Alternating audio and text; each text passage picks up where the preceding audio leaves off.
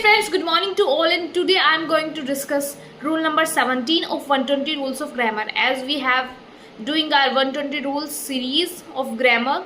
So now it's high time to discuss rule number 17. तो आज हम अपना डिस्कस करेंगे रूल नंबर 17. रूल नंबर 17 जो है प्रोनाउन से रिलेटेड है. प्रोनाउन का जैसे फर्स्ट पर्सन होता है, सेकंड पर्सन होता है, थर्ड पर्सन होता है. जैसे फर्स्ट पर्सन क्या होता है, आई होता है, सेकंड पर्सन में यू हो जाएगा, थर्ड पर्सन में सी हो जाएगा. सो हम कैसे इनका यूजेस, अब इनका यूसेज देखते हैं हम सबसे पहले. तो मैं एक चीज़ ये बताना चाहूँगी इस रूल में कि जब हम कंपैरिजन करते हैं तो हम दो सिमिलर चीज़ों का कंपैरिजन करते हैं हमेशा. बहुत इंटरेस्टिंग सा रूल है ये.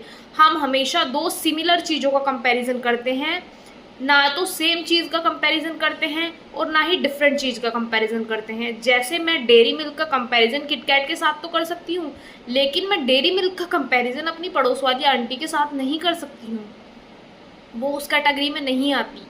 मैं जो दिल्ली का वेदर है उससे किसी पर्सन का कंपैरिजन नहीं कर सकती हूँ. दिल्ली के वेदर से मैं मेरठ का वेदर ही कंपेयर कर सकती हूँ. मतलब कंपैरिजन सिमिलर चीज़ों का होता है, ना ही तो कंपैरिजन डिफरेंट चीज़ों का होता है, और ना ही जो बिल्कुल सेम है. जैसे मैं गोल्ड का कंपैरिजन गोल्ड से तो नहीं कर सकती हूँ, किसी अदर मेटल से कर सकती हूँ.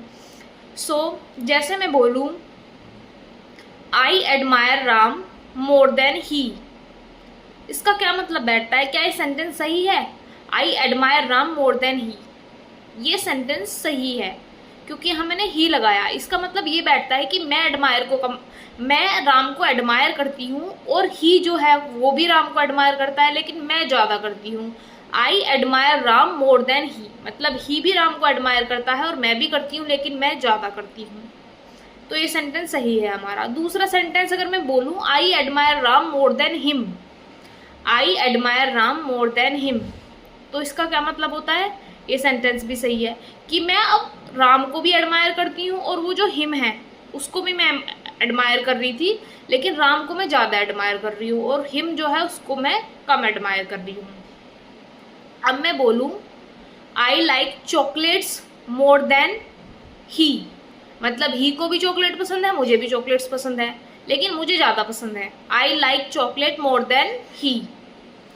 ठीक है, ही लाइक्स की सेंस दे रहा है बाद में. वो ही लाइक्स, मैं लाइक्स लगा नहीं रही हूँ, बट वो भी लाइक ही कर रहा है चॉकलेट्स को.